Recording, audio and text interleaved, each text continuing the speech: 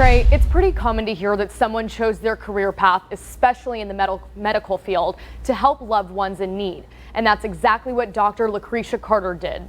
As a medical student, she solved her older sister's medical mystery when no one else could. She's the one who's really the hero in all of this. She's the one who fights every day. My sister is amazing. I'm not the hero. She's really my hero. For nearly 30 years, these sisters battled a medical crisis together. Growing up, she was always in and out of the hospital. So I never really had a day away from being sick. I never had a day away from discomfort. When Janet Caldwell-Morrow was a toddler, she began experiencing painful episodes and she'd end up in the hospital multiple times a year. I couldn't go to the restroom, on a normal cycle like everybody else.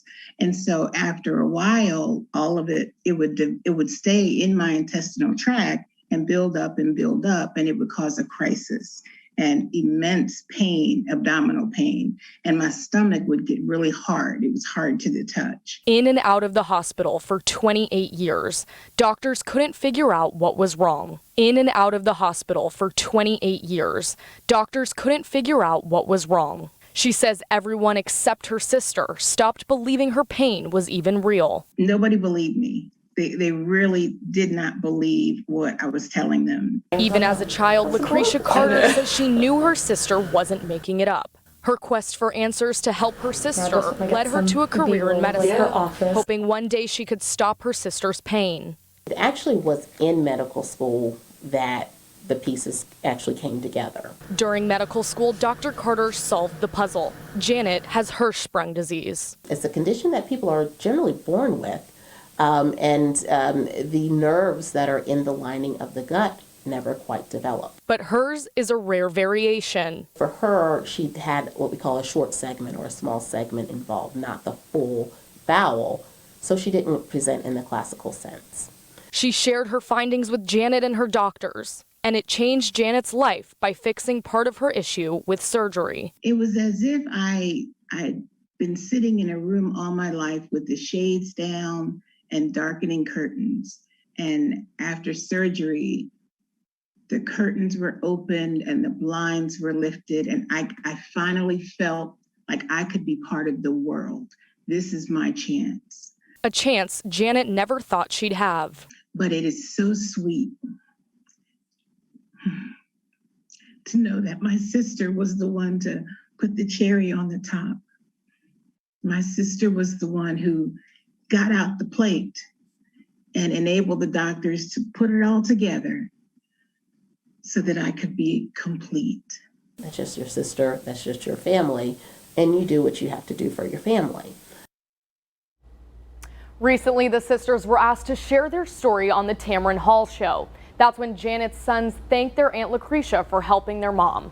The sisters were reminded family is their motivation to never give up. From preparing breakfast and lunches at the Lake City Senior Center to visiting and even cleaning for others and at her church, Kitty Tidwell can work circles around those half her age. And if I can do something for anybody, I want to get it done then. I don't want to put it off, and I just want to help people. And at a young and spry 82 years, she's doing just that. Yes, Miss Kitty does just about anything or any task that comes available. You don't have to ask for a volunteer because she volunteers. And that means a lot. And everything that we do at the Senior Center, she's an integral part. Lake City Mayor Loveth Anderson says he's thankful for the example she sets, not just for those at the Senior Center, but for the entire community. Well, when you look at an individual like Miss Kitty that's willing to go 100%, what does that, or what place does that put you in? It puts you in a tough spot, because if she's out there doing it, I know I need to be out there doing it as well. And it makes a difference. So she is an inspiration to me. This mother of 5, grandmother of 10, and great-grandmother to 8 doesn't focus much on herself. She prefers spending her time lifting up others and believes in doing that with excellence. I ask God to help me to do my best, and if I can't give it my best, I don't want to do it. So where do you find your strength to do what you do? There again, God. Without my faith in God, I wouldn't have no life, I don't feel like. And she uses that faith to help those in need, no matter the time of day. Well, I have one lady that just calls when she can't sleep and want me to talk with her and have prayer with her. A typical day for Miss Kitty involves 2 shifts at the senior center, then cleaning up, as she says, so others don't have to, then driving herself to volunteer events like citywide cleanups, clothing drives, or filling care boxes. She cared about others more so than she did about herself, that she placed the welfare of others a lot of times in front of herself to make things happen that would make life easier for those around her. Lake City is a much better place because she's here.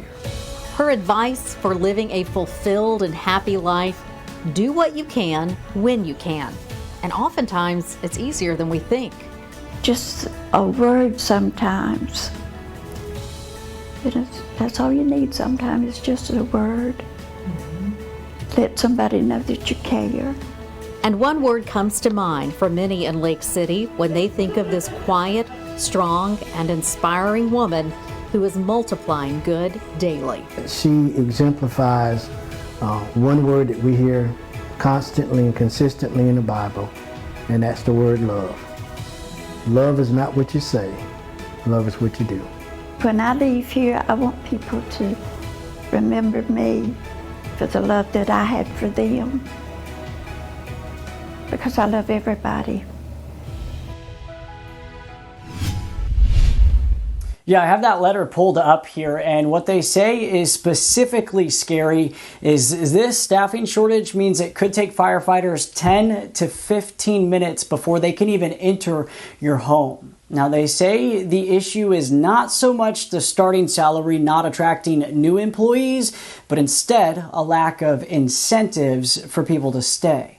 Georgetown County firefighters writing "You deserve better" several times in bold in a letter detailing issues that come with a short staff. They say fire engines are showing up with one person who has less than a year of experience, and in the last month they've had to shut down 2 fire engines on more than one occasion because there aren't enough people. As we've reported, starting salaries in the area are similar, but these firefighters say without longevity pay, there's no incentive to stay. I know people that don't even move.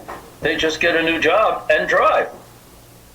I mean, if you look at the location of Georgetown County to Myrtle Beach or to Charleston, it's not that long a drive. William Pesicher is the VP for the association, letting these firefighters share their concerns while protecting their anonymity. He says county members need to create a plan for a pay ladder. If you pay them to train them, why aren't you paying them to retain them? I called council members and talked to a lot of voicemails. I'm not able to take your call right now. And one councilman directed me to the administrator. While I didn't hear back, the county spokesperson tells me they're aware of the issue, saying it's a challenge across all departments and retaining employees is something they've struggled with for years. When I asked if there's a plan to create a pay ladder, she says they're working on it ahead of next year's fiscal budget and, quote, "We aren't sure what that will look like yet, but it's certainly something we'll be hearing more about." Now, William Pesicher says out on scene, new firefighters look up to seniors for advice on decision making, and without that, the future of the department is worrisome. When emergencies happen, brave people in uniform show up. Firefighters, police, essential workers who keep the community going. We haven't had a whole lot of issues getting people to come. Myrtle Beach Fire's Captain Jonathan Evans is welcoming recruits to the department. For those who know about the fire department, they understand how great of a job it is. It's a career, it's a lifestyle. He hopes he can encourage more people to get into the lifestyle. And he's getting some help from the city. Myrtle Beach is offering a $4,000 relocation incentive to any new hire who moves to Horry County to work for the city. Anytime we can get that extra incentive over another town is great. The city's spokesperson says it's funded from Myrtle Beach's general fund, money they believe will help them win in a competitive job market. It's mostly going to be for police officers. That's our biggest need, and that's where we're hiring the most people, but it is true citywide. Incentivizing a move to Horry County to work for Myrtle Beach is one thing. Why did you all decide to do these incentives? But how about paying people more who already work here to retain people? We've done a police retention and recruitment program where the police officers are being paid more. They are getting more money as of 4 or 5 years ago. We are underway with a market salary study for this fiscal year. Crua says the study would evaluate salaries for all city employees. And what about affordability once people move here? We recognize that if we want somebody to come work for the city of Myrtle Beach, we need to make it as possible for them to do that. The city's workforce housing needs assessment says there's a lack of affordable housing in the city, and leaders hope the moving bonus helps make the transition a little easier. If it results in 20 new police officers this year, it will be money well spent.